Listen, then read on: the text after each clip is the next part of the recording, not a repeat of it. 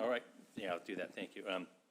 We honor and acknowledge the Massachusetts, Pennacook, and Pawtucket peoples whose ancestral lands we now call home and on which we gather today. We express gratitude to the indigenous peoples who have cared for this land for generations predating European colonization and continuing to the present.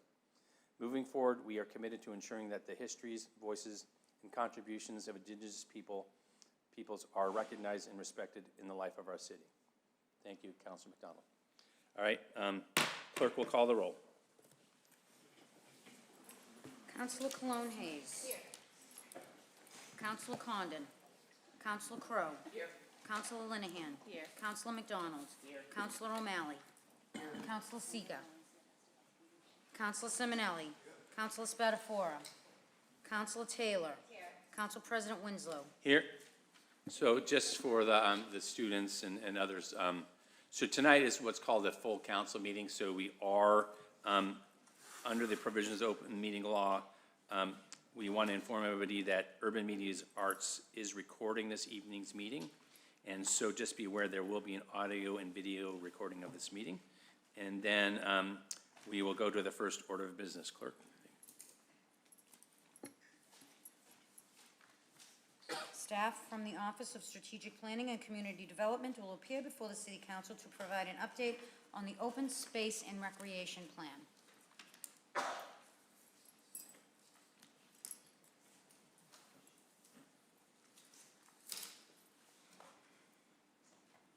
Okay, your mic is on. So Yep, that's me. Yeah, so just Hi, your name everybody. and role in the city for the record. Yes, my name is Ariane Thompson. I'm the Senior Planner and Policy Manager in the city's Office of Strategic Planning and Community Development. And I am Alex Pratt, the Deputy Director for Housing and Community Development in the Office of Strategic Planning and Community Development. All right, thank you.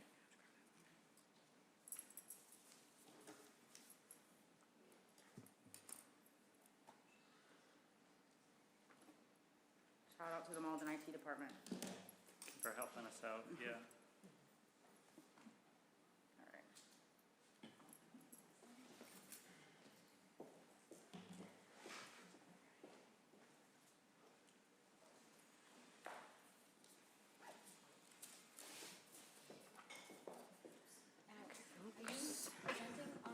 The overhead? Yes, please. Yes, okay.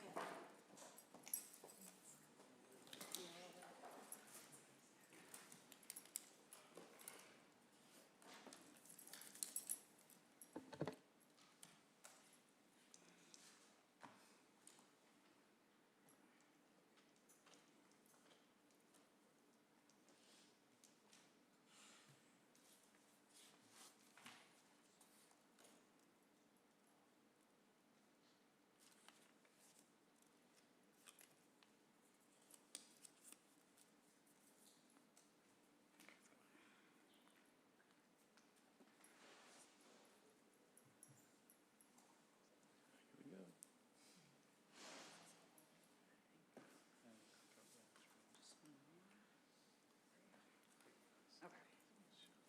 All right. Thank you guys for your patience. Okay, so first off, again, my name is Ariane Thompson. I'm the Senior Planner and Policy Manager for our offices, for our city's Office of Strategic Planning and Community Development. It was up. Okay. This is Alex Pratt. He's our Deputy Director of Housing and Community Development. Just want to.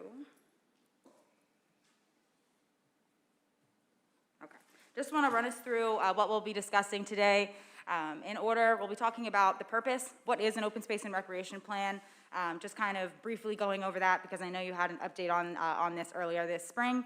Taking us through our timeline, what did we do in the past since we talked to you earlier this spring? What do we kind of have going on right now? As a spoiler alert, we're kind of in the thick of a lot of community engagement.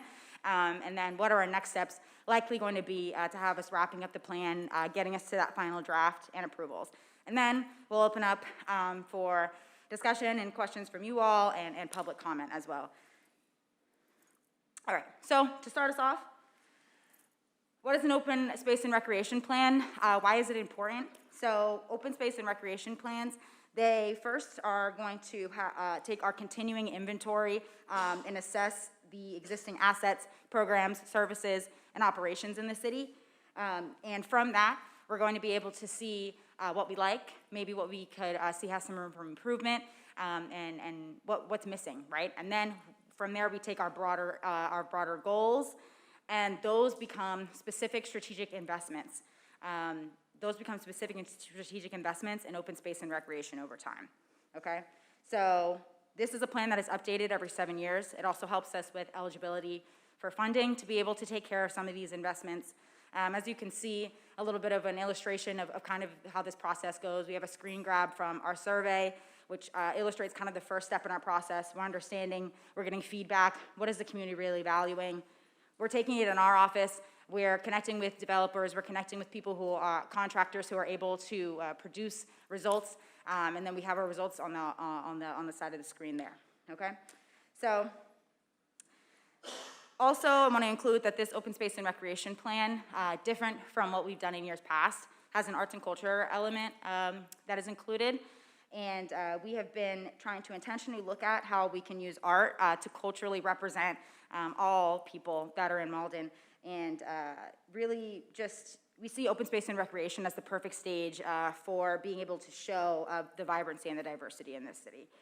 So that is kind of how, broadly, what an open space and recreation plan is, and how important it is to really look at priorities first, create action steps in an order that makes our funding go the furthest, and produce and keep on cycling through that process. Okay. So just a brief timeline. In the beginning, we started out with our last open space and recreation plan, which was from 2017, and then since then we have been working on implementing pieces of that open space and recreation plan. You saw some of that in our last slide. Some work with Malden River Works, as well as some work on the Northern Strand Trail. Then 7 years later, we have another open space and recreation plan that's due. So we have our first steering committee in May 2024, and our first community meeting soon after. It was a priority for us to get that started as soon as possible, just so that we could have a good direction for where we wanted to take the rest of the plan. All right, so that brings us to kind of where we're at now. After our first community meeting, we decided that we wanted to look at community engagement on 2 different levels. We wanted to have targeted engagement, where we're talking to 1 to 5, maybe 10 max people at a time. We do that through Parks Tour, which some of councilors were invited to join us at, Parks Assessments, which our steering committee members have been filling out, a community-based organization event, where we had Councilor Menzo, thank you for joining and representing the council. We also had leadership from GMAC and leadership from UMA come representing that arts and culture element as well, and give their feedback, and we're continuing to engage them in this process. We also are in the process of scheduling focus groups with different kinds of groups, whether it's organizations or we're looking at aid groups, seniors, youth, and the like, and those are going to be happening into November. More broadly, we're looking at community forums. Those are community meetings, like the one that we had in June, and the one that we do have coming up November 13th. That's Wednesday, November 13th. That'll be at the YMCA. You'll hear me talk about that just a couple more times. Really hope to see you all there, and hope to see that your residents are there, and that we can all use that as an opportunity to connect with each other and have the real interests of our community understood here in the city as well. We also have a webpage. This is, again, reaching hundreds of people that are able to see this. And last but not least, also reaching hundreds of people. We have over 800 responses on a survey that is really comprehensive, covering open space and recreation, measuring people's interests in different parks, people's opinions on different parks and recreation and amenities in Malden, as well as looking at initial interest for a CPA surtax, an increase in the CPA surtax. We currently have a CPA surtax, but we are at, I believe, the minimum. We're charging the minimum for that tax, and in terms of looking at funding sources for implementing investments in an open space and recreation plan, CPA funding could be a great source for that. So if that is something that people are willing to do, then we want to see if that's something that we can look at, or if we should look at some other funding sources. Let's see, I'm trying to think. Oh yes, another question I wanted to talk about, we're also gauging interest in a Parks Commission as well. Thank you. I think that's it for that. So that brings me to the next steps. We're gonna look back at all the community engagement that we've done in this process, and we're gonna make sure that it's sufficient. We're gonna make sure that we're meeting our benchmarks. We had benchmarks of at least 600 people taking our survey, at least 100 people taking our survey in a language other than English. We've surpassed our goal for the number of people taking the survey. We have yet to surpass our goal for non-English speakers, but some of our targeted engagement we're hoping is gonna reach those non-English speakers. Also, if you know non-English speakers, please encourage them to take the survey in their spoken language. It's available in 8 languages, and we'd love to see that language access is really reaching people, especially those that we may not have been able to reach in the past. Also in these next steps, we'll continue analyzing the end of the survey results. The survey will be open for another 9 days, if my math is correct, until the 31st. Continue analyzing those survey results and feedback from the engagement events that we've been doing and that we are going to do on the 13th. And then from there, we'll take all of that. If everything is sufficient and we don't need to tweak the timeline from there, we should be drafting and editing the plan and moving forward with approvals early next year. So that opens us up for any questions. If anyone has any questions about the process, any specific details on the survey. I didn't add a lot of slides for that just because that's a lot of data, but if you have any questions, I have some notes here and I'd love to share kind of what we've been able to produce so far.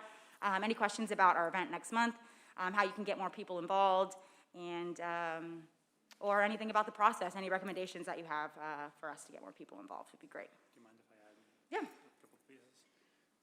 Thank you, Ariane. So just to kind of underscore, we really would love your help in getting the word out about the survey, which closes October 31st. We've had good participation from every ward. Obviously, some wards are participating in higher numbers than others. Particularly we'd love to see more responses from Ward 7 and Ward 2 in particular, so we're happy to work with the counselors on doing targeted outreach in those wards. But generally speaking, we're seeing broad engagement across all of the wards. And Ariane mentioned that we have a non-English language survey goal of 100 surveys. We have passed the 50 mark threshold, so we're more than halfway there. And we're working closely with GMAC on doing some targeted outreach through their method. So I wanted to give them a shout out because they're definitely helping us close the gap there as well. Do any counselors have particular questions? I'd say Counselor Linehan. Thank you, Mr. President. I was just wondering if you shared it on Dojo, on Class Dojo for the schools? I'm scanning and I didn't see it, but if you have, I'm sorry. Sure. So we sent the translated flyers to the school department. I'm not sure what method they use to distribute those, but they do have those flyers. It might be worth another push. I do think, like, speaking personally, I feel like I get better engagement from languages that are not just English when I partner with the schools to send things on Dojo. And I think also, yeah, the school newsletters, that's a great point, Councilor McDonald. And just having, like, I noticed one of the community organizations shared a list of the short links that go right to each language survey, which I think the flyer hasn't necessarily had. And I've had some folks say to me, like, well, I don't have my phone to scan. Like, if I get it digitally, I can't then scan it with the same phone I'm holding. Right. So if we could just make sure that those short links are on things, but I think really the schools could be a great, place to reach more. Thank you. Additional languages. And just for the record too, the links are available on the website. That's cityofmalden.org/OSRP. Stands for Open Space and Recreation Plan. So there's links that you can click there. And then if you see this ad, if this looks familiar to anyone, it's running on Facebook and Instagram. Those have been our most effective methods for getting survey respondents thus far. If you see the ad there, and it will also link to the survey. Okay, Counselor Colon-Hayes. Thank you. So just to add to what Councilor Linehan just said, is there an age limit? This is a crazy question, but is there an age limit for that? Because we have our superb youth here, and I'm wondering, okay, so if they try to blast this out, right? Yes, we'd love to have more youth involved, yes. So, okay, anybody can fill this out. All right, that's fantastic. I had a question about I think you mentioned a couple of ways that raising the CPA tax came up there really quick. So is that something we could do, or how does that go if we wanted to do that? Like, how does that come about? So as part of the survey, one of the questions that the steering committee wanted to ask is there interest in the community in considering exploring the Community Preservation Act surtax, in considering increasing that or not? So this is kind of our first pass at this question, and then based on these results, we'll share that information obviously with the public as well as the CPC, and probably have conversations from there. It is something that can be done, but I believe it's a ballot question. That's So what I thought, okay. Before we're Okay. that's many steps down the road. This is kind of step one.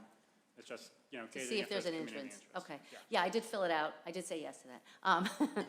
And you've been doing a great job getting the word out, and we've all been kind of pushing it. Thank you. So, yeah, you're welcome. So that was that question. And the other was I heard very quickly, parks and commissions.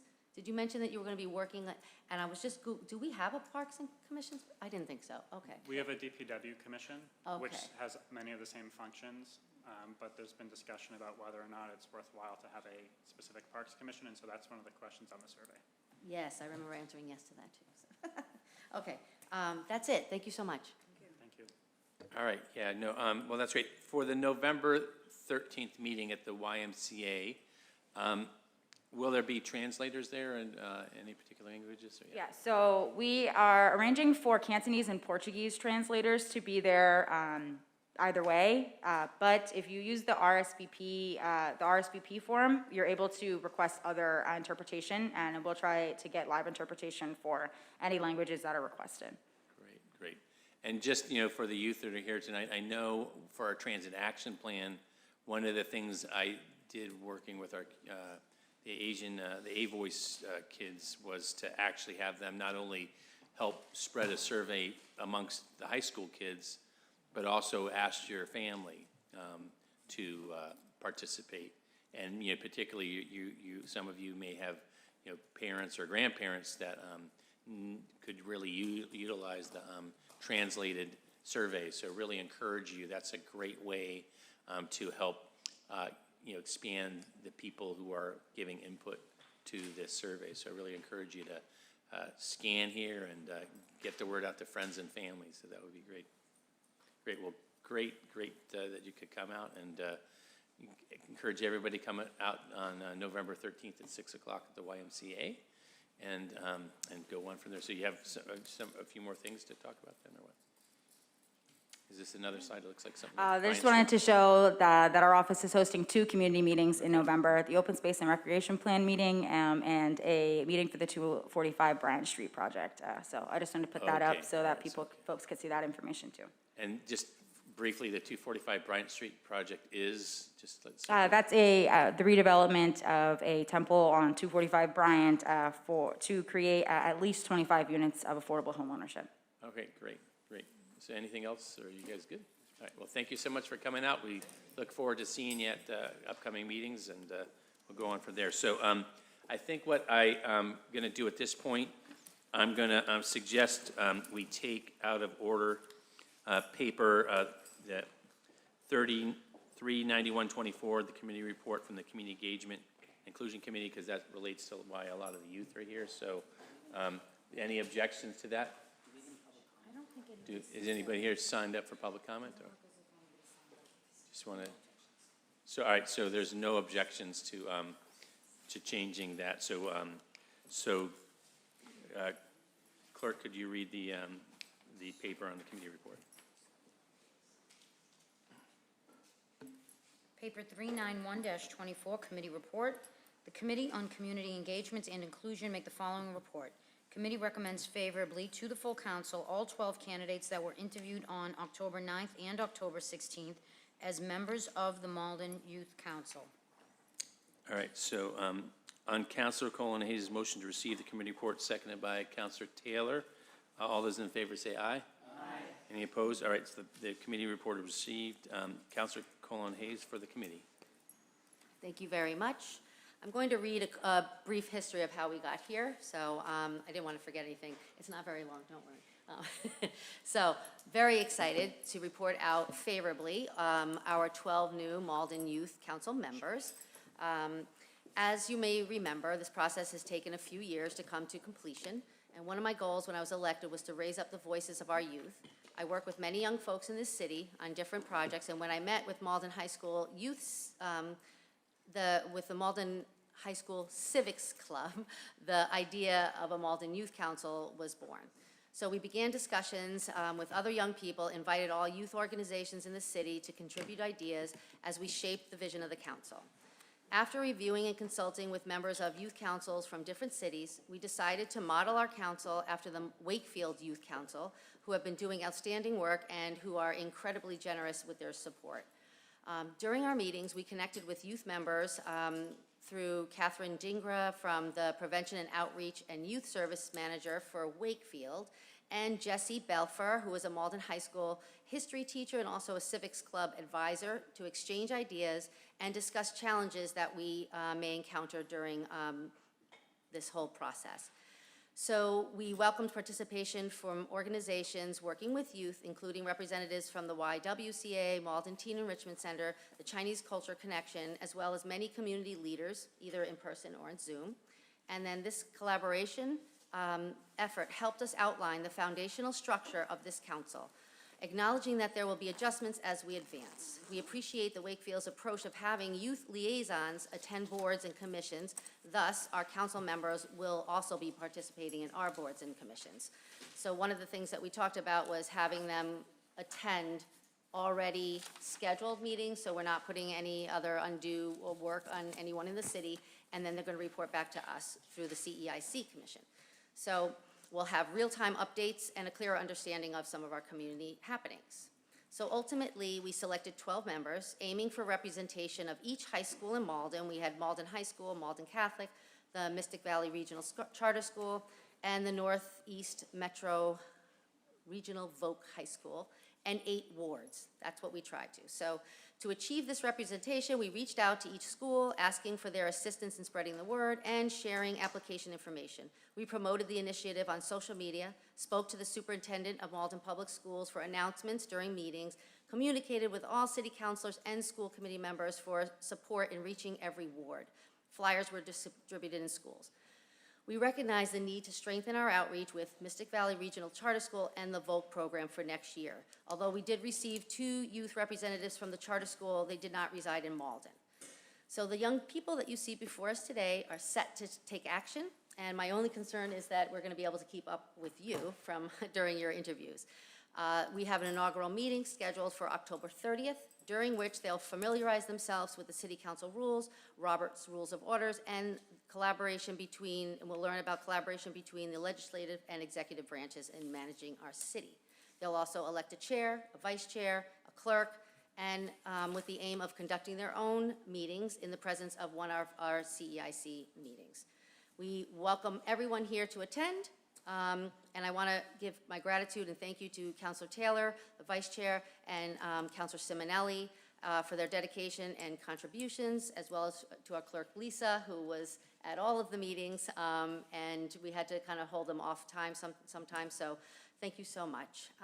And we'll just open that up if you have any questions, and then we'd love to have you come up when we're ready to maybe introduce yourselves and take a picture.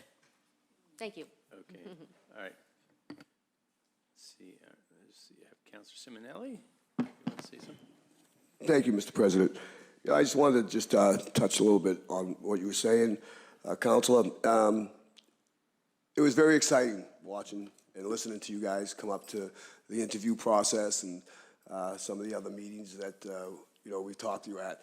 And it's nice to see that, sometimes we get really busy up here and we're running around crazy and we're trying to get all these things done in our neighborhood and we have timelines and stuff. And, we forget about the most important thing, and that's the next generation and even the generation after you that are coming up and what your ideas are and, where you want to see not just Malden, but the world in the future. So it was very uplifting, and we had a lot of fun on the committee, had a lot of laughs. It was a really nice committee to work on, and it's just, it's a little bit of warmth knowing that, we have people like you coming up into the next generation of Maldonians and the future leaders of this community. So, I feel pretty good after listening to some of you guys speak up there. So thank you for all of your help with this. Thank you. Thank you, Council. Councilor Taylor. Thank you, Council President. I just want to briefly say that I am incredibly optimistic for the folks that we have out in the audience today. Every interview was unique. Every answer was unique. The amount of diversity that we have in this group of just ideas alone, really, I left each one of those interview meetings feeling very optimistic about the future because of everything that we saw, and I am incredibly proud to present this as the inaugural group for the Youth Council. All right, Councilor McDonald. I echo all my colleagues, and I actually had a question for Councilor Cologne-Hayes about this. Thank you for, really quarterbacking this to get us to this point. So as this conversation has been progressing, we've also had a number of boards and commissions that have added youth spots. So we have a racial equity commission that has had youth members. In the last year, we formed a police community advisory council that has youth members, on which there's a vacancy. We just formed a climate action sustainability commission that has 2 youth members. I think this trend will continue. Excellent, yes. And so while you folks, I'm really excited to work with you on these types of pieces. I want to hear what you have to say. I think it's good practice for us also as city councilors and folks who are kind of more used to just coming in and starting mid-conversation to like back up and make sure that we are really grounding what we're doing in ways that people can participate in.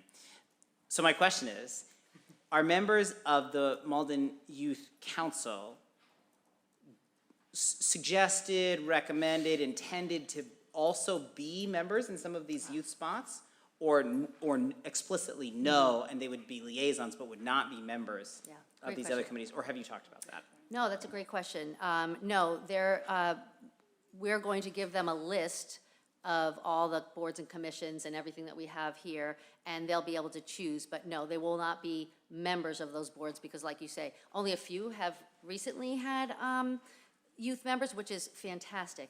However, I'm gonna say, and we can talk about this later, we talked a lot about them being the inaugural youth, so they are going to be really setting the stage for the next councils to come. So I would think that maybe if they wanted to go to one that already has a youth council, we could talk about that and still show up, and then they would be bringing the information back to us, or maybe we pick other ones since it's already covered by our youth. That's something we could talk about, though. Good question. Other councilors? So, yeah, no, congratulations, and thank you for stepping forward to participate and give input to the city council. That's one of the key roles that we, in establishing the committee, that we really thought that, one of the things we want as a city council is to have your voice expressed in our decisions. So definitely looking forward to that. Thank you, Councilor Cologne-Hayes, for really spearheading this, and Councilor Simonelli and Councilor Taylor for being as part of the committee to do those interviews. And it looks like we have a great group of kids. And so I think at this point we will entertain a motion to officially appoint. When we created the committee, the council really did want the Community Engagement Committee to come back with the list of kids to participate, and so that that was kind of what we asked for. So thank you for getting that. So I think the next step is, if everybody's to take the next step and actually make the official appointment. So I will entertain that motion. So Councilor Cologne-Hayes, Can I make that motion? Yes. seconded by Councilor Simonelli. So Clerk, should we call the roll on this one or what? Or just all those in favor say aye? Aye. Any opposed? All right, so you're now appointed, and we will follow up. Now, just a question for the clerk. Will they have to come in and sign up as on the book? Is that part of what has happened? Yes, we can have them sign the oath book, so you'll be contacted from my office with an official letter of appointment.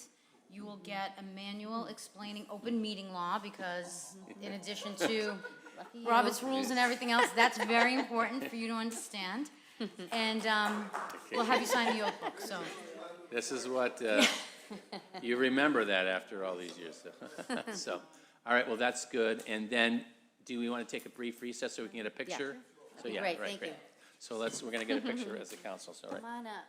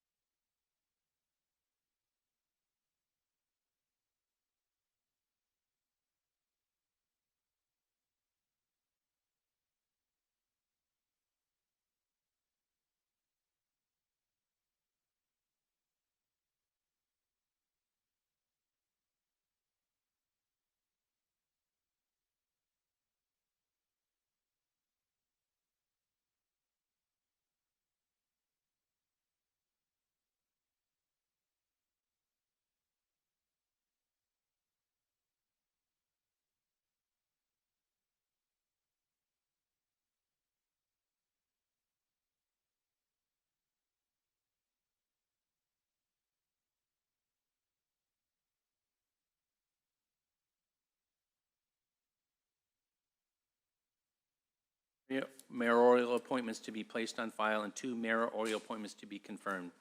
Does any counselor have a desire to remove any of these items from the consent agenda for the purpose of further discussion?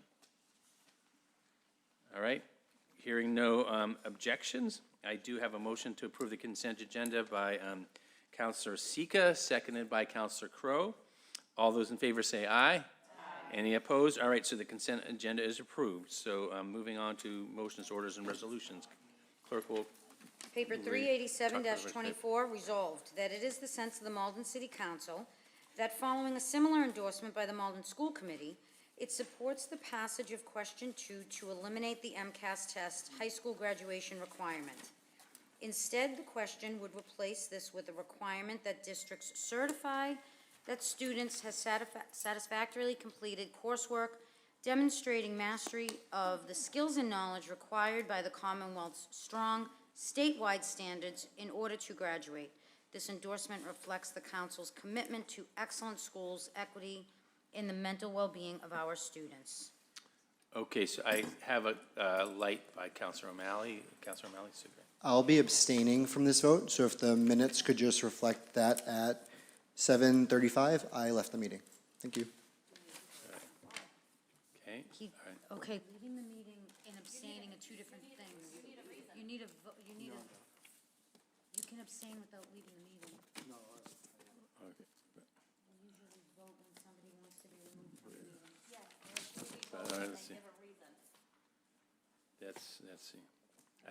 We don't have a rule on abstaining, so. Well, you don't need Listen. to leave the meeting to abstain. It's just Yeah. when we call the vote. You leave if you're accused, right? You leave if you're accused, and if you're accused, you need a reason to recuse in a vote. But, Well, on these rules, well, we can't vote until everyone is present, and he just got up and left. He just needs to. so, well, we have a reasonable amount of time, so. But. See, members to vote unless excused, so that, we do actually have that.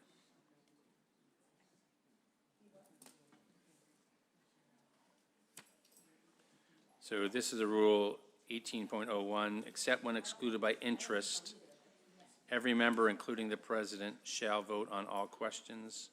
If any member is absent, okay, so, right, so. All right, let's see, all right. Counselor O'Malley. Hi. So I would like to abstain from this vote. I called state ethics. They advised that I leave the room.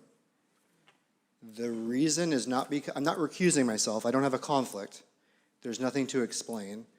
The concern I have is whether or not we are allowed to endorse a ballot question. I agree. So I will be leaving. Thank you for that. You're welcome. Okay, that's all, and so, under our rules, there's no debate, we just vote up and down, so, yeah, Rule 18.03, a request to be excused from voting must be made before calling of the roll begins and shall be cited without debate, so. Okay, so, Be removed, and I also would Okay. like to be removed myself for the same Okay. exact reason. okay, so, all right, so we have 2 requests to be excused from voting on this paper, so. All right. All right, so we have First, we have to 2. take a vote on the motion that was just made on the floor. Right. All in favor? Right. Can you So, call a vote?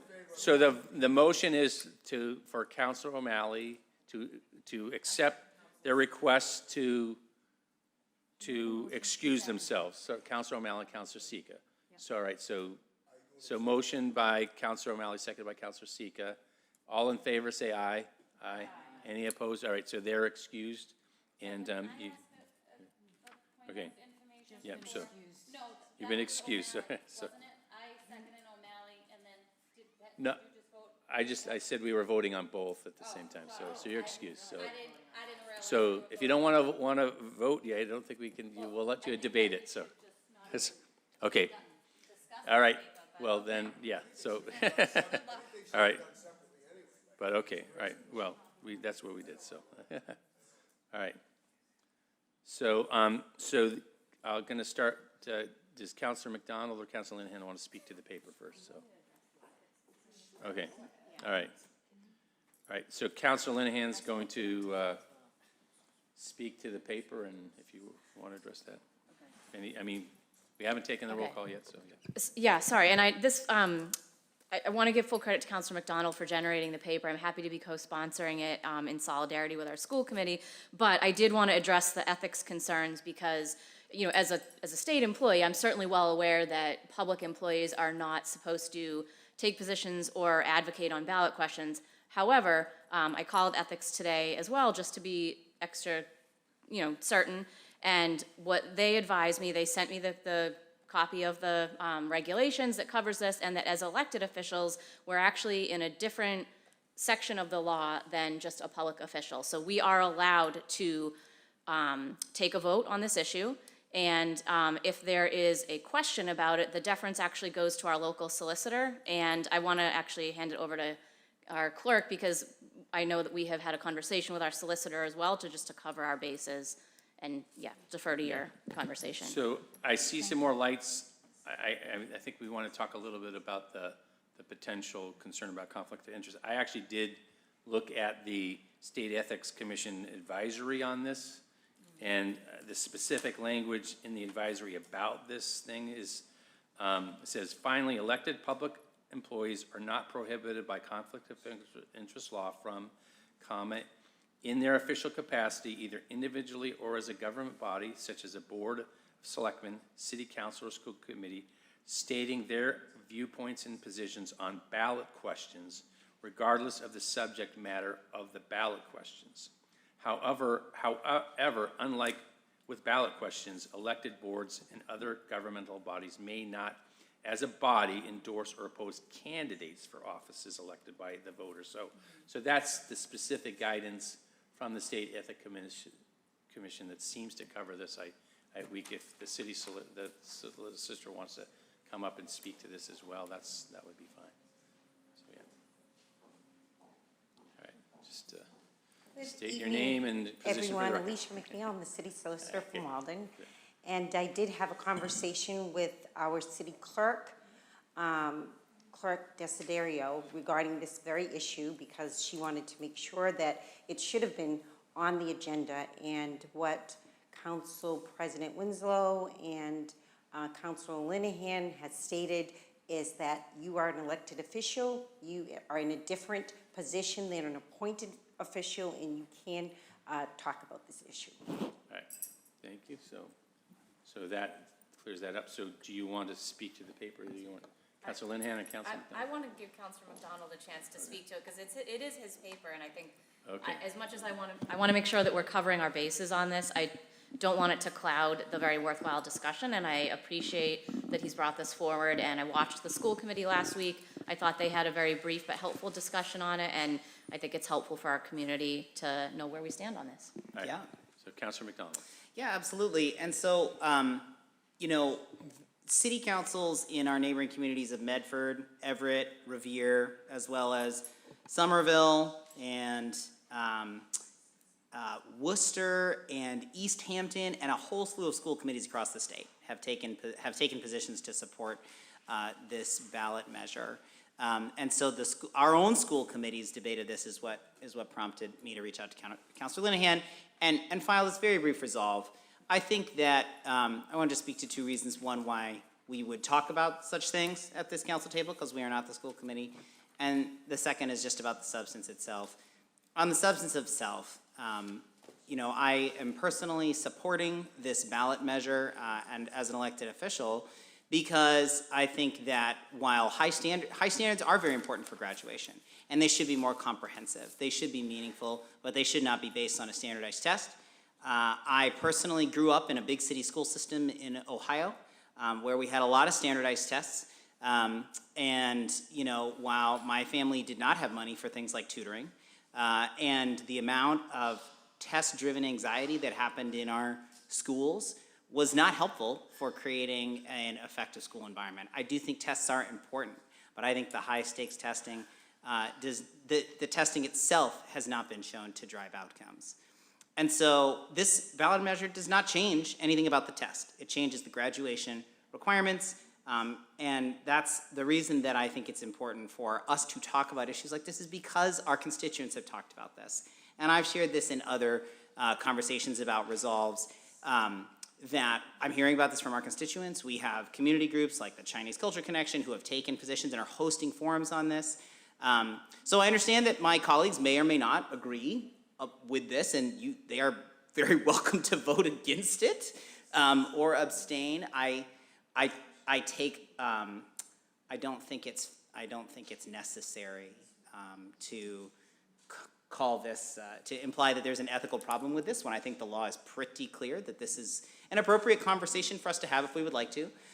So I hope that there will be support for this, but regardless, I think it's helpful for our constituents to see that we are paying attention, that this has import for the potential funding of our schools in the future, and most importantly, as the elected representatives of this city, when we hear something that's our constituents are talking about, I think it's important they see that we are paying attention. So thank you very much. All right, thank you, Councilor McDonald. Councilor Simonelli, I don't know what happened to him, so we'll have to see. Councilor Crowe, yeah. Thank you.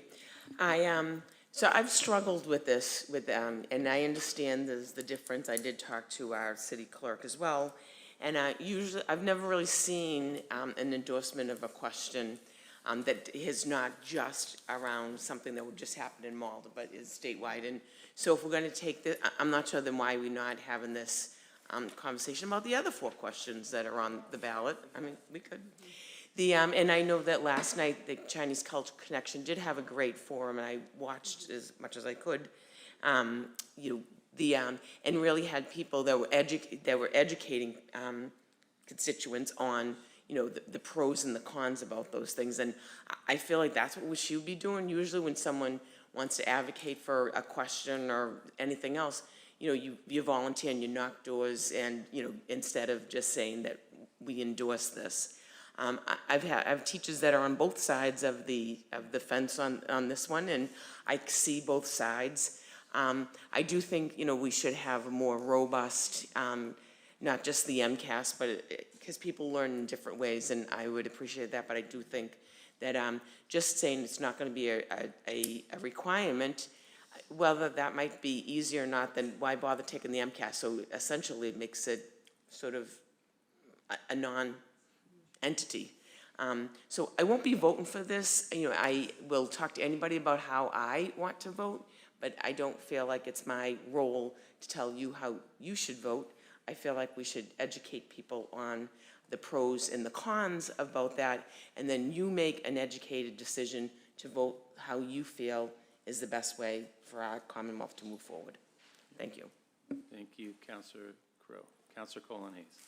Thank you very much. I also had questions and contacted a couple of people about, because I don't think I've ever seen or had a precedence in this city council of taking a stance on a vote.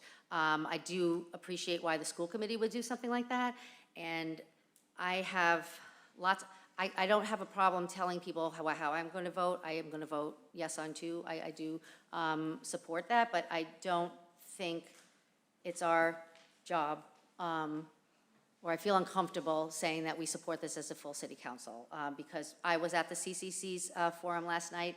It was extremely helpful, but I also heard in the audience, I was surprised at the amount of people who were voting no.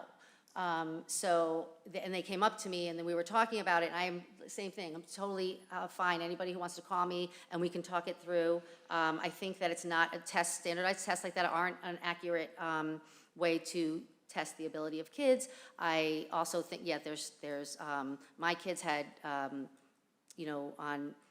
they had some help with that. They're not good test takers, so I'm not in favor of that. But again, I do have a problem of voting for this. So unfortunately, I'm not going to support that, but I will talk to anybody about any questions that they have and why I feel it the way I do. Thank you. All right. Okay, right now I don't see any other. Councilor Simonelli, are you waiting? We'll wait another minute or whatever. He did not get excused, so he could still ask to get excused before the roll call vote, but he hasn't been excused, so we'll wait a minute. So, no, I didn't get a chance to see the forum last night, but I did. Our state senator, Jason Lewis, is also head of the Education Committee, did do a presentation that I saw on all of the initiatives. So he was particularly, he is endorsing this. I mean, I think some of it, I mean, I think that's a great thing because he is committed as the head of the Education Committee to make sure that there are standards that can implement it. I went out to high school in California. The graduation requirements were, we took a lot of standardized tests, but we did have more of the framework, what they're talking about here of having, you have to pass, English classes and math classes to a certain level. So it's a different way of looking at it. And, as someone who, a couple of, my granddaughters have dyslexia, and I see that people do have different learning needs. So I think that's something good to acknowledge. I mean, I do also have to say that, we have we got, 6,500 students in our schools. We do need to make sure that every student's getting the opportunity to learn, and that we're making every best effort to do that. And so I think, this testing is going to remain. I guess I'm right now Councilor Crowe, you were on the school committee as well. So, I mean, I do know that having served on the school committee, our schools and teachers do take their role importantly.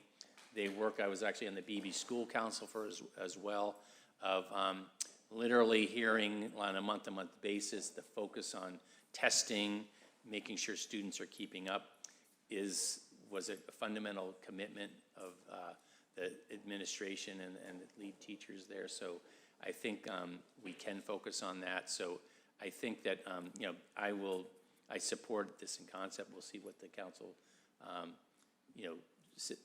makes a vote on whether to make an official endorsement, but I will be voting for question 2, but also reaching out to our state senator to make sure that we have good graduation requirements and that every student gets the opportunity and the resources they need to get educated to the best that we can. So, thank you. All right. So, Councilor Simonelli, you want to speak, or what would you like? No, I'm fine. All right.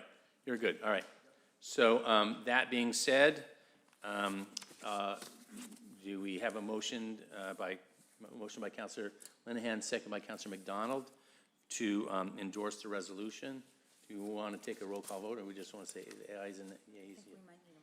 All right, it sounds like it's kind of close, so we'll take a roll call vote. So take a roll call vote. Councilor Cologne Hayes? No. Councilor Crowe? No. Councilor Linehan? Yes. Councilor McDonald? Yes. Councilor Simonelli? That would be counted as a no. Councilor Taylor? Yes. Council President Winslow? Yes. So it passes by, So what? it was 42 plus present vote. So present gets counted. as a no, so that would be, it passes on a 4-3 vote that because we excused 2 people, the majority vote is 4. So it does express that view. All right. All right. Well, thank you everybody for expressing that, and that we got there. So and Councilor Simonelli could you get Councilor O'Malley and Councilor Seeger back? All right. Great.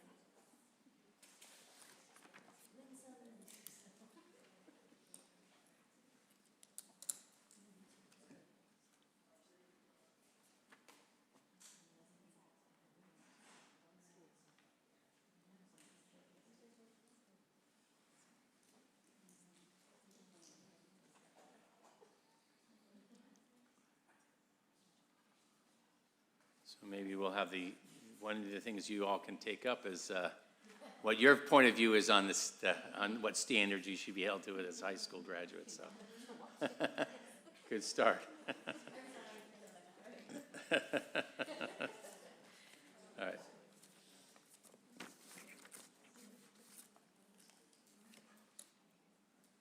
All right. Councilor O'Malley.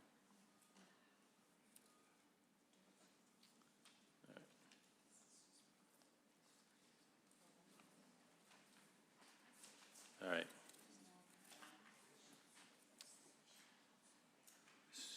so clerk, could you read the next paper, please? Paper 388-24, be it ordained by the Malden City Council that the Code of the City of Malden, Title IX, Chapter 20, Section 030, Standards and Regulations for Residential Waste, be hereby amended by adding Section K. All non-owner occupied properties with 3 units or more must install year-round rodent control measures in proximity to the trash storage area to prevent rodent activity.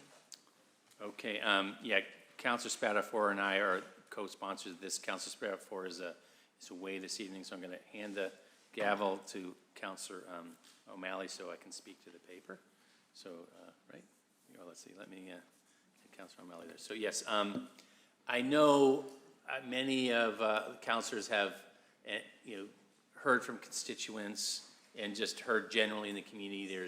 I don't know if this year was more rodents for whatever reason, but it's been a consistent kind of background noise back there that, see, click, fix things with the rodents that are out there and,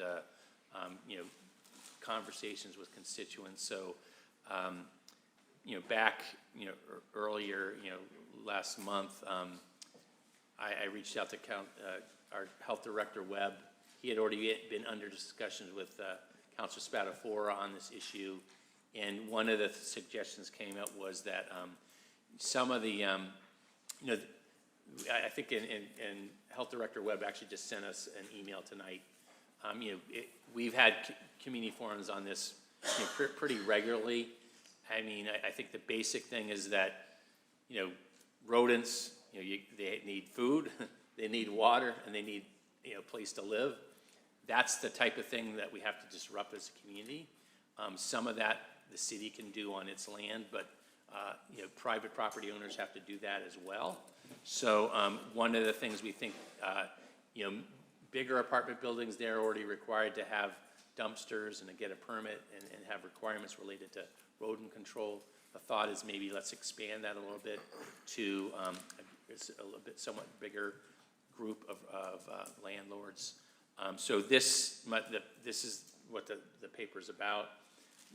I recommend that we take this paper and send it to Rules and Ordinance so we can discuss it further. I know Councilor Linehan has expressed like looking at, we really want to make sure that it's like not the right kind of rodent control, that it's not causing more problems. I did, Health Director Webb sent a Zoom link. I don't know if anybody went that on rodent control, some experts of how to do it more humanely.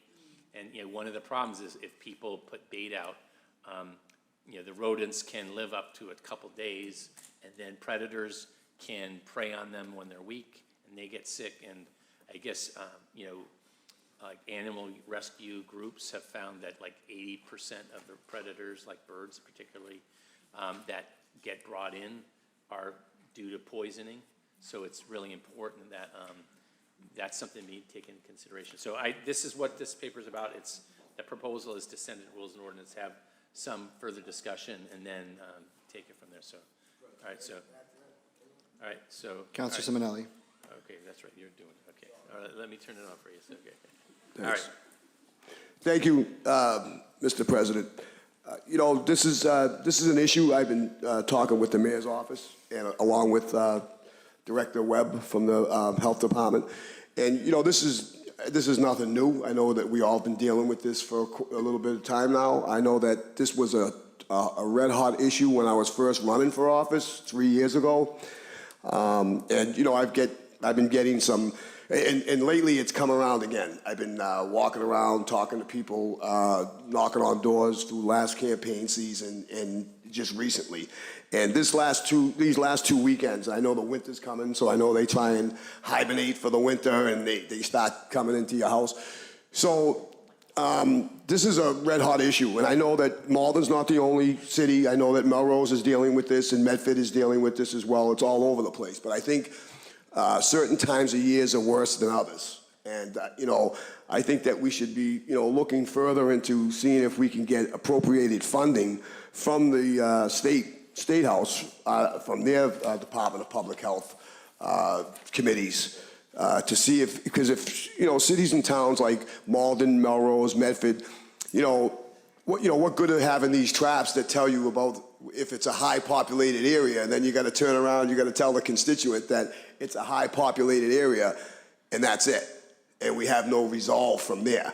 You know, there's gotta be, remedies out there. There's gotta be funding out there. If we're not the only city going through it, which we're not, I would think that, you know, the legislators that are representing these communities are probably hearing it. So, I mean, we should actually be maybe putting another paper forward on a resolve of some sort to send to our legislation delegation to see if we can find out if they can get monies appropriated. So, you know, people like Director Webb can go and get some of this money, whether it be for bombing the sewers, because I've heard they've done that a few times. It's quelled the situation.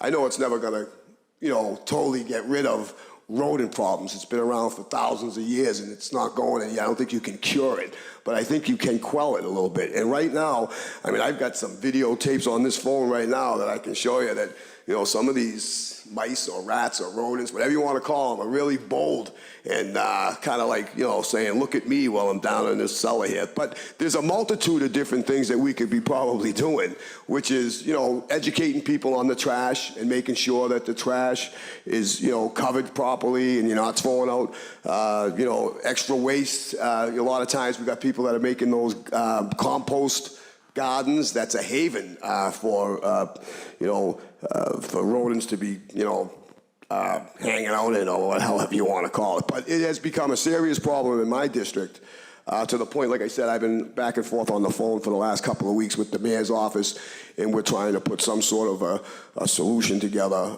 for down there. But, you know, maybe we're going to have to do another neighborhood meeting down at Lincoln Commons. That's how bad it's gotten. So, you know, I think that we should probably, and, you know, I'll put a paper forward next week because I also want to go after absentee landlords, especially in, you know, in my district, in the Holyoke section. I have a lot of absentee landlords that just not taking care of their properties, and people that are, you know, paying their property taxes and raising a family here in this community should not have to suffer those things when they're working hard to fix up their neighborhood and they've got a 3-family or a triple decker on each side of them with absentee landlords, and, you know, they're not keeping up with their properties. So. And I know that we're coming into some other things, you know, on the whole the state law that they're going to pass come January that we're going to get educated on, not to get into that, but, you know, that's going to add too, especially in neighborhoods like mine that have multi-dwelling units with a lot of absentee landlords. So anyway, thank you, Mr. President. I hope we can, you know, all work together. I think we can to try and quell this situation. Thanks. Thank you, Councilor Simonelli. Councilor Crowe. I'll be brief. So I do think we need to figured I'd have a take up your time. multi-pronged approach, and I do think one of the things in my neighborhood, especially up on Main Street near the Everline, I was walking the dog and this comes up a lot, and this is like some people's #1 issue, especially the row houses. They're all connected. So, but I think one of the things, like the low-hanging fruit, is when we implemented the trash and the barrel situation. It was supposed to be that there's no naked trash bags on the street. And I see them ripped open by, you know, rodents all the time. So I'm not sure if it's a sort of a re-education and really now an enforcement. I mean, I'm not sure, we have to kind of figure out who enforces, because we always put these things in there and then who's going to do it? And do we have the people power to do that? But I do think, I'm not sure if it's the community engagement kind of that kind of puts it back out there. This is what we have a date certain, and after that, we already work with the city to figure out what the enforcement part is gonna be. That was a big thing, that's why we did the barrels, and there's lots of places that just don't lose the barrels. So I think this is one with the 3 units. There's lots of other things that can happen, and I think we can take this as a multi-pronged approach. Councilor Linehan. Thank you. Yeah, just to echo what Councilor Crowe is saying, I think it's definitely a big issue for residents. I know we've particularly had the issue up at the hospital as the building has come down, but we've been very, very proactive, working with Tufts and working with Chris Webb, our director, our health director. I do think that if you have a strategy and implement it and take it seriously, that you can stem the activity. We get a lot because of the pond being there too, right? This is a water source. So I think it's a little bit of everything. It's trash, it's where there's water, I know that Director Webb is looking to update the ordinance around trash bags being left out, and particularly around the lids not being able to be kind of propped up, which I see a ton, and the animals get into it. So hopefully if we, have that come through ordinance as well, it can help. I know the city of Boston also has like a rat task force or something. There was a Globe article over the summer that they're starting with basically trash too, and then moving to different extermination methods. And I think, there's a lot of good models out there. I know it's something that everybody's thinking a lot about because it affects residents and doesn't make anybody feel good when you see rats walking in broad daylight through your yard. So happy to move this through ordinance, and just wanted to thank the two sponsors, and hopefully we can start to address this and keep in mind the wildlife concerns as well. That is something that I want to just make sure we don't lose sight of. Councilor O'Malley. Thank you. I would like to be added as a co-sponsor. Give it back. I would like to be added as a co-sponsor. I want to echo Councilor Linehan's concern about rodenticide. Definitely think that we need to make sure that we don't allow rat poison or require rat poison. And as Councilor Winslow had stated, we've lost bald eagles, some of the most beautiful bald eagles in our region to this. When you see a coyote with mange, it's usually the fact that their immune system is really impacted by the poison, which is why they're susceptible to mange. So it is really flowing through the ecosystem. I think Councilor Crowe kind of hit the nail on the head. We have a lot of enforcement mechanisms, but they're not currently being used. And we need to make sure that, if we're going to write a new law or a new rule, which I agree with, we also need to be enforcing the existing ones on the books. So, if you have a overflowing dumpster, because dumpsters are a huge source of food, unkept gardens, so if you have like tomatoes growing and you're not picking up the tomatoes regularly, these are the food sources that are really attracting rats. So taking care of that, if your neighbor is having trouble, maybe they're an elderly person, help them kind of clean up their garden if you can do that. Looking forward to working with you on this and making sure it doesn't kill more predators. Thank you. Okay. So on Councilor O'Malley's motion to refer to rules and ordinance, seconded by Councilor Linehan, all those in favor say aye. Aye. Any opposed? That is referred to rules and ordinance. All right, next paper. Paper 389-24, be it ordained by the Malden City Council that the Code of the City of Malden, Title 12, is hereby amended as follows. And then in the body of the paper, you'll see 6 different amendments having to do with adding a new business use category, motor vehicle services. All right, so Councilor O'Malley for the paper. Let me get 1 second. Okay, all right. Okay. All right. So I would like to refer this to a joint ordinance and planning board meeting, hearing, again, because the ship has sailed on the existing one. And so what we're trying to do here is make sure that no one else has to suffer the situation that we now have on Broadway and maybe we'll have on Upper Main Street. And so this would codify car washes and similar uses. Again, it's going to the planning board in ordinance hearing, hopefully. I did reach out to both the city planner and our building commissioner for assistance. They're not endorsing this in any way, but they helped me get it into a way that is legible. If there's anyone who would like to be co-sponsors, gladly accept co-sponsors. I am going to co-sponsor this paper with you, Councilor O'Malley. And Okay. I'd like to. All right, great. All right, Councilor Sika. What is that? Only because this is the way you should have done it 2 weeks ago and not snuck it in with a resolve that you didn't explain anything to. So I am going to second this paper to have the discussion, and I couldn't agree with you more. I don't necessarily think that Main Street should be the home of a car wash, because I have been paying attention to the new one that's been on Broadway, and I don't know what time they're open till, but it is dinging and flashing past 9 o'clock, I think I've seen it. So I don't think that that's, Main Street is the type of neighborhood that something like that would fit into, but I think that ship has sailed, but if we can prevent it, another car wash, I can't see another one coming, but you never know. How many we So I do support this, and I look forward to having this discussion in a joint planning and ordinance committee. Counselor Colin Hayes. Yes, I would like to be a co-sponsor. I think it's a great idea, and you can just add my name. Thank you. All right. Anybody else? So, yeah, I would like to be added as a co-sponsor as well. I guess we should check. I mean, I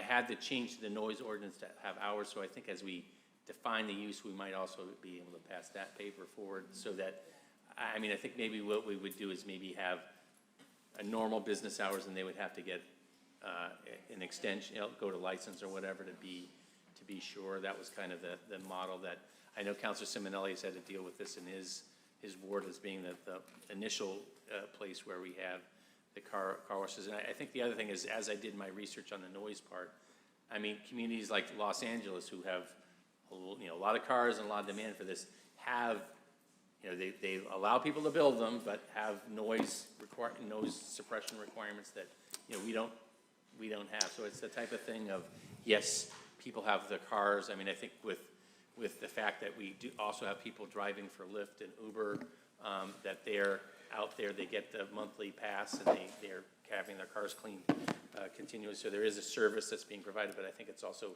to make sure that the neighborhood around that aren't overly burdened by that. So I think it's Mr. President, I just have a point of information on that there real quick. Yeah. I think it would be a great idea for them to come before a license, because I've been getting a lot of complaints from that Broadway location one on constituents going to get, their car washed, and then a malfunction happening and damage being done to their vehicles, and they're not standing by, their company by helping these people get their vehicles fixed. So I think they need to be brought in, not just on the hours of operation, the noise that they're making, but also on, complaints from constituents that they've taken several people have brought it to my attention, and they have brought their cars there. I'll defer to Councilor Sika, who oversees a lot, related to, the license has a lot of. Yeah, so thank you. So it actually doesn't fall under the purview of the license committee, all those things that you just addressed, because we did not license them. It is allowed by right at that location due to the zoning of highway business. And because it falls under retail services, they're allowed to stay open, I think, till 11 p.m. So they don't even need an extended hours license from the license committee at this moment. Because it's zoned as highway business, they're allowed to stay open till 11. In order for them to stay open past 11 is the only time they would come in front of the license committee for us to address it. And then we could ultimately have the conversation of the other things you mentioned, but none of that, unfortunately, at this moment, falls under the purview of the license committee. Okay. Understood. All right, Councilor Linehan, yeah. That raised another question. So is Councilor O'Malley, is this highway business or the one in your ward? Yeah, so if you recall, last year maybe earlier this year, when Popeyes was thinking of going there, I wanted to rezone this entire block to neighborhood business. It's currently highway business. Whoa. But because when zoning was created in the 70s, it was a gas station. But it's really not a highway. It shouldn't be allowed. Okay. Main Street is highway business, just like the 99 corridor. Yeah. Just a I'm small shook by that. little portion. Okay. Right. Well, I actually just wanted to be also added as a sponsor and wanted to reiterate that I'm going to move these as quickly as we can through committee. All right. Any further discussion? Oh, let's see, Councilor McDonald, let's see. Somebody you would like, wasn't. Yeah, coming. I just want All to get on the co-sponsor party. right. Thank you. Great. If I could just, before we refer it, How many people are going to be on that, right? Councilor Winslow referred to a paper that he previously, I believe, referred to ordinance. That paper is 353-23. We may have carried it forward, we may have not. If we didn't carry it forward, we would need to resubmit that and refer it to All right, ordinance. well, we'll look into that. I'm sorry. Let's see. Okay. All right, so we'll look into that, see if that's active or not. All right, so on Councilor O'Malley's motion to refer this to Rules and Ordinance, seconded by Councilor Sika. Oh, okay. Oh, so on Councilor O'Malley's motion to refer this to a joint hearing of the Planning Board and the Rules and Ordinance Committee, seconded by Councilor Sika. All those in favor say aye. Aye. Any opposed? All right, so that is so referred, so great. All right, good. All right, let's see, next paper then, so. Paper 357-24, be it ordained by the Malden City Council that the Code of the City of Malden, Title II, Chapter 16, Section 060, Commission on Energy Efficiency and Sustainability, is hereby amended by striking and replacing in its entirety with the following title and text. So I just want to explain, last week, or 2 weeks ago, we had taken a couple of motions related to this as it was referred out. The first motion was to suspend the rules, which takes 2/3 of the council, which we had. And so, but the problem was is that under our rules to enroll and ordain in one day, it takes 9 counselors. And Councilor Condon stepped out. And so we only had 8 vote for it. So we need to re-vote this paper so that basically we couldn't. So, well, now we just need a majority vote.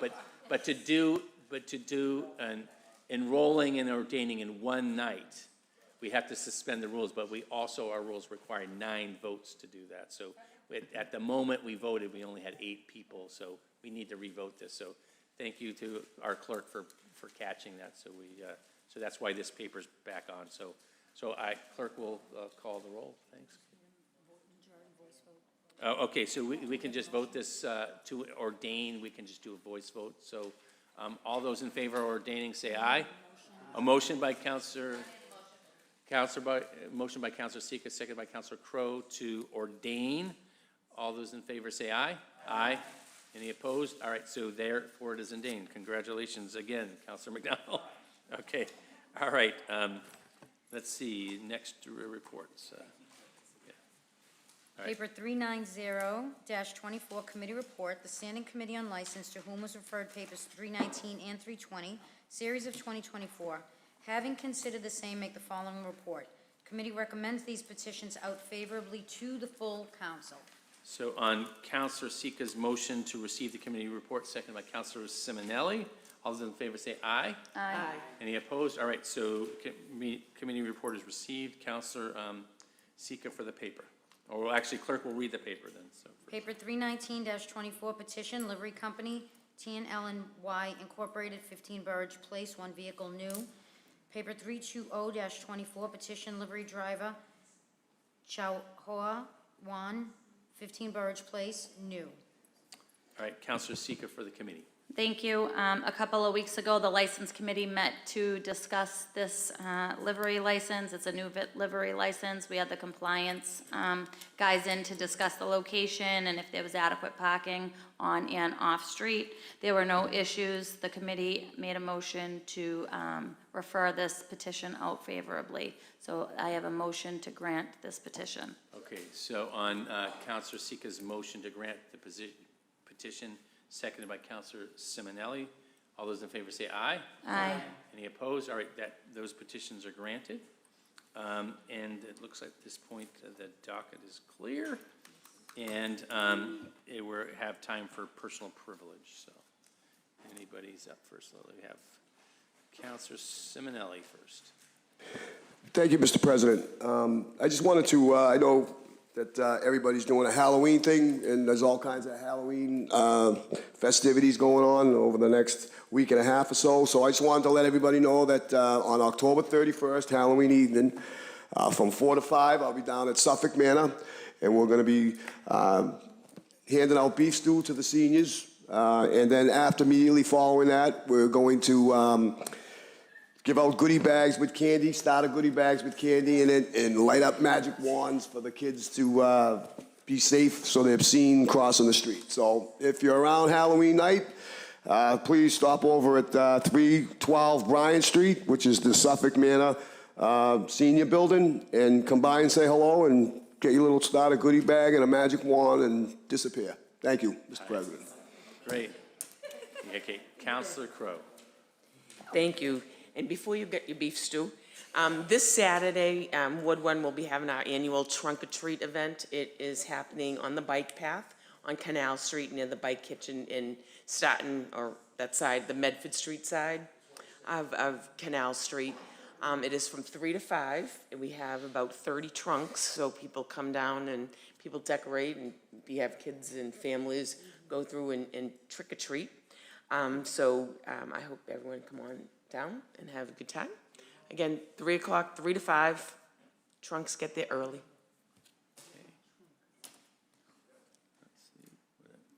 Counselor Sika.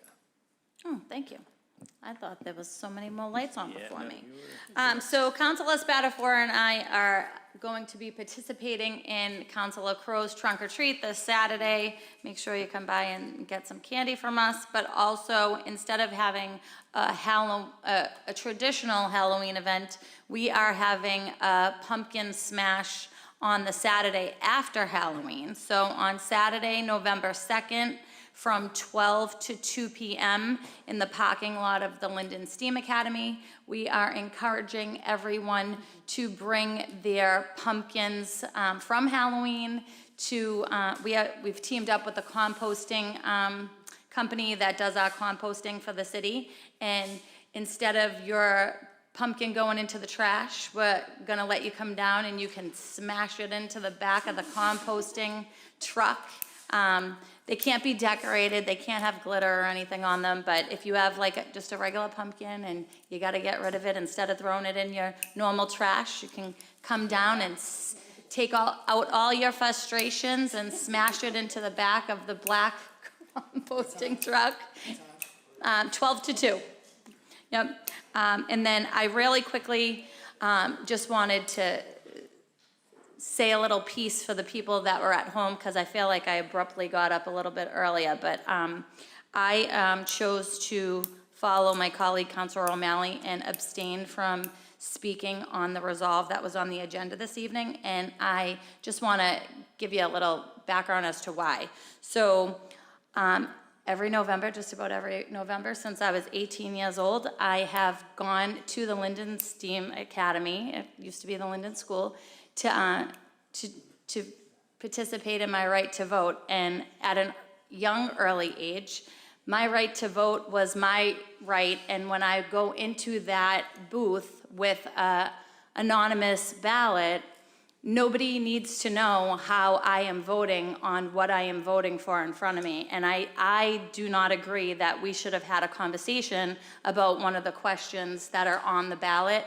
I don't think, again, you know, I was taught at a very young age that it was, you vote the way you want to vote, and you don't have to tell anybody how you vote when you go inside that booth. That's why you go into a booth and your name is not on the ballot. So I don't want to sway somebody into a certain way of voting. I think that a lot of us up here have a lot of undue influence on a lot of people, and if I made a comment, I feel that it could have jeopardized something one way or the other. And I think a lot of people get a little confused as how the city council works. So the school committee did do this resolve, but they are involved in the schools. The only thing that the city council is involved in is approving the budget for the school department. As far as anything else in the school department, I get calls all the time. Oh, do you know that this happened? They tell me nothing that goes on in the schools, nothing.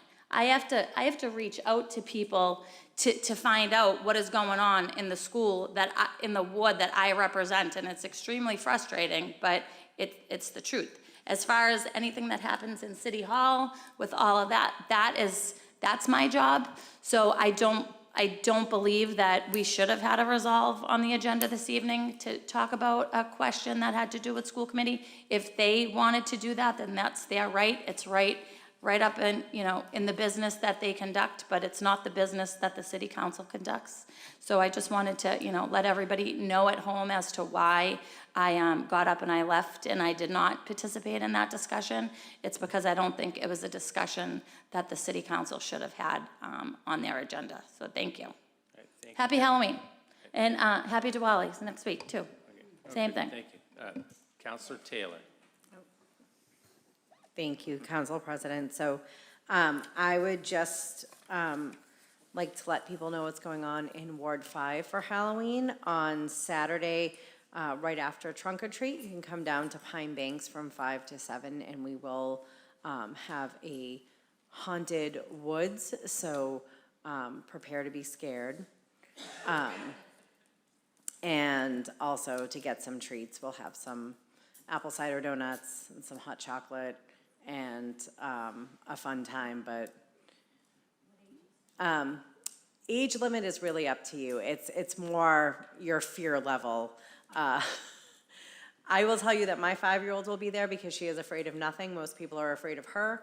So, you know, there's no issue there, but use your best judgment. There won't be anything inappropriate. It just, you know, fear level might be too much for some people, and we are aiming for it to be more of an older kids, adult, you know. But again, I'm not, people can use their best judgment. And then for the younger kids or for those who just really like the candy, fun, dress up part of Halloween, which is also exciting, we will have at the Forestdale School on Sunday from 3 to 5. Pizza, DJ, and lots of fun and costume contests and crafts, so join us there. That's geared more towards the younger kids. So hope to see you all out this weekend. All right, thank you. Councilor McDonald. Yeah, thank you. So I just wanted to go back to the beginning of this meeting where Council President Winslow read a brief land acknowledgement. And I also want to give credit to our city's Diversity, Equity, and Inclusion Coordinator, Kashana Harling. Kashana really did a much more detailed version of this, and I just kind of excerpted that for our benefit because I know how you all feel about long things to read. But I just want to say, I'm hopeful that we can try this out as City Council and see how this works. I think this is a common practice in many places. But, you know, the corporation of the city dates directly to the colonial founding of the town. And so I think it's important for us, as we have gone through a Malden Reads, with poetry from Indigenous author Joy Harjo. We've done more and more work with our Indigenous partners from the Massachusetts tribe, that we also just start to bring that into this council table. So I appreciate us reading that. I hope we can try that out and see how that goes, and hopefully it'll ultimately become a regular part of our introductions at the council table. And then I wanted to say, now that we are formally, have formally created officially, actually this time, the Climate Action and Sustainability Commission. I have been working with our Office of Strategic Planning and Community Development to post for that position. That will be 7 people, including, I think, and additionally 2 youth members who will be joining that commission. And so, please watch for that posting. There's a lot ready to move, so we're hoping to get folks on that commission soon. So I will not be here this weekend, and so I wish everybody we have a wedding out of town. I wish everybody a very happy Halloween. I'll see you on Trick or Treat night. Okay. Councilor O'Malley. I just want to say that if Councilor Simonelli, you're making the beef stew, I'll show up. Okay. Okay. Who's making it? Henry's Catering's making, that's also Okay, great. all right, okay. So you might see me there. I don't know if I count as a senior, but Not Rochelle there, huh? Okay. on this Oh, is it? Oh, well, happy birthday to Rochelle. This coming Sunday, the Malden High School Alumni Association will be having their annual meeting at the Malden High School Library at 2 p.m. I just want to thank Anthony Dickinson in the Malden High School Alumni Association for all the work that they do. I'm going to do my best to attend, so if you're an alumni of Malden High School, please try to show up and support the organization as it looks to grow and continue on. I want to congratulate a new restaurant here on Pleasant Street called Tiger Den. It's an amazing restaurant. It's an offshoot of Crying Tiger, which is a Thai restaurant on Ferry Street. It's taking the place of Spicy World, which I believe used to be Massimo's Yeah. a long time ago. They have a full bar. It's really great. The food is great. So definitely go and check that out. I'm not, Councilor Linehan, do you have an announcement related to a? Okay, thank you. All right. And then, So you have one last thing. Wish everyone a happy Halloween. Daylight savings time's coming up. It's fall back. I still don't know what that means. I don't know if it's going to get lighter or darker, but it's happening. And finally, we have a really, really important election on November 5th on the national level, here on the state level. Vote however you want, but do make a plan to vote. If you're not old enough to vote, make a plan to encourage other people to vote. Again, November 5th. You can vote before that in person or on election day. Thank you so much. Okay. All right. Okay. Yeah, do you want to do it, Carol Ann, or what? The clerk would like me to announce early voting hours, which will be occurring until October 31st, which is Halloween. They will also happen this weekend, Friday from 9 to 1 at the Malden Police Station on Eastern Ave, Saturday and Sunday from 9 to 1 here at City Hall at 215 Pleasant Street. Thank you. Right, and if you got your your ballot in mail, remember to either mail that in or drop it off at one of our drop boxes here at City Hall or at the Malden Police Station, right? So, all right, so yeah, don't forget those mail-in ballots. So, Councilor, let's see, Councilor Linehan, did you? Yes, thank you. Oh, sorry, I double-clicked you. All right, That's there you okay. go. Great. Councilor McDonald and Simonelli teed up perfectly what I'm going to talk about with their historical tidbits.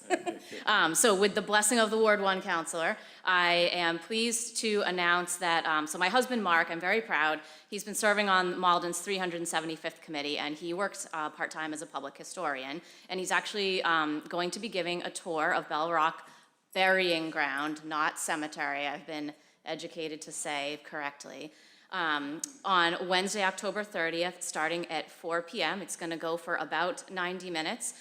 It does get dark at 5:30, so just to be aware, this is something where you're going to want to wear, sturdy shoes and be aware that it gets dark. There will be some handheld lanterns.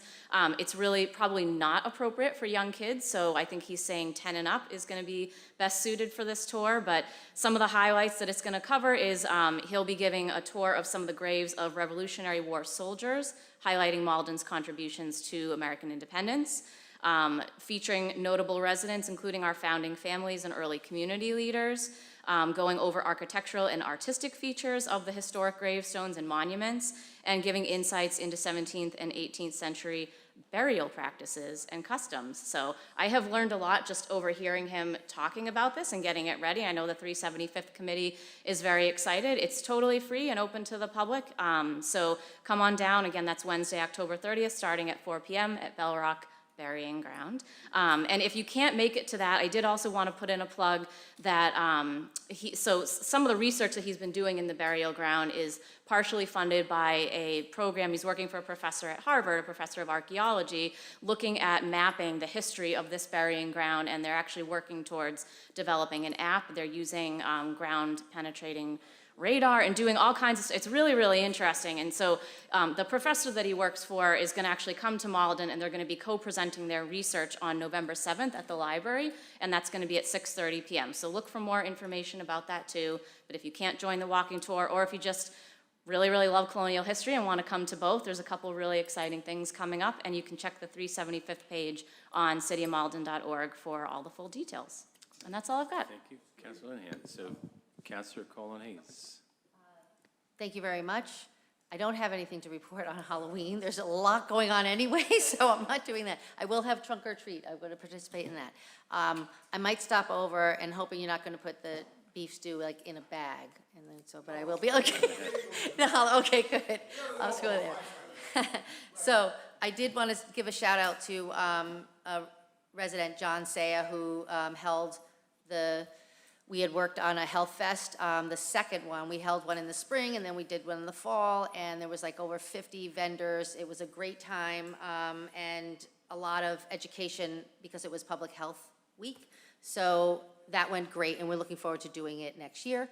And then on Sunday, we did Indigenous Peoples Day celebration a little late because that was the only time that Thomas Spirit Tree could come. So that was excellent. He came to Lincoln Commons and he gave talks. We got to see a Witu, which was a traditional, looked like a hut built with bark and twigs. It was really cool. And we had fantastic food, very traditional, like with fry bread, and it was a really good time. And we just got to hang out in Lincoln Park. It was great. Councilor Simonelli was there. It was a perfect day, unlike last week at the North Shore Hispanic Association. But anyway, it was great. So I just want to give a shout out for that. Thank you. All right, let's see, Councilor McDonald again? I apologize. I forgot to note that I wanted to share, two committee meetings I'm scheduling for next week, in case there's broader public interest, but also they're not related to specific papers. The first is the Public Properties Committee is gonna meet. We got a list from our GIS mapping specialist that is an interactive map of all of the city and publicly owned pieces of land that are undeveloped. So there's nothing on them. Some of them overlap with streets, some of them are kind of funny. But we are having a whole conversation in that committee about these type of uses of land. So I wanted to flag that our clerk of committees had sent this to everybody. You can dig in, you can download a list, you can look at it, and we're just gonna talk about it in committee, and we'll try to make sure that there's a way for folks to tune in at home who'd like to see that. And I'll ask that we publish the link to the map in the agenda, so folks can check that out if you're curious. The second thing is that our Finance Committee is going to have a meeting to talk about everybody's favorite subject, which is trash fees. And the way that we permit trash, the deficit between how much we spend and how much we raise on trash. All of this came up in the budget cycle last year in the Finance Committee. So this just picks up that conversation, gives it a little more space and time to think about, what's the trajectory? What do we want to do this? Our treasurer, Dan Grover, is going to be joining us to bring, and we'll share some data in advance about kind of how this looks across the state. So obviously, any counselor or member of the public is welcome to attend, but I just wanted to give you a heads up to watch for those things next week. Thank you. Okay, so a few things. I wanted to, if we could all stand for a moment of silence. Michael Buckley, one of our firefighters, passed away, and just want to give a former firefighter our acknowledgement.